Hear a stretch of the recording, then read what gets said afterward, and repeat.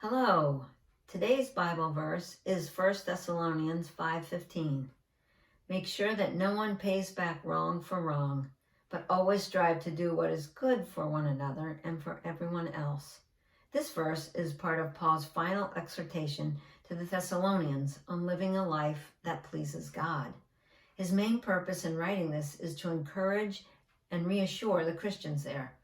Paul urges them to go on working quietly while waiting in hope for the return of Christ.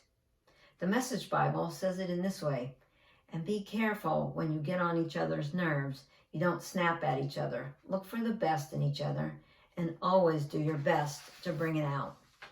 Paul calls Christians to do good to both members of the church and to those outside the Christian community, including their persecutors.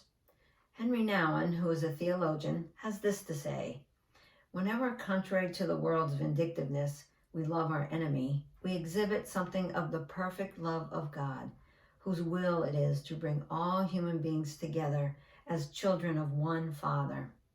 Whenever we forgive instead of getting angry at one another, bless instead of curse one another, tend to one's wounds instead of rubbing salt into them, hearten instead of discouraging one another, give hope instead of driving one another to despair, hug instead of harassing one another, thank instead of criticizing one another, praise instead of maligning one another.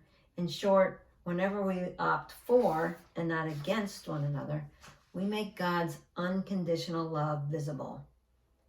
Love one another. These are trying times when we are at home with family or go shopping for food at the supermarket, and we have the virus all around us, this unseen virus all around us. People are coughing around us and they're getting too close to us. Our emotions are already on low reserve, so snapping at someone may come easier to us. We may want to take revenge on someone who has done us wrong. I encourage us all to do a few things. As my mom always said, if you can't say anything nice, don't say anything at all.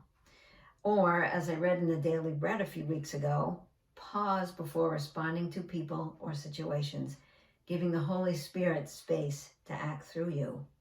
And finally, we can follow Paul's advice and always strive to do what is good for each other and everyone else.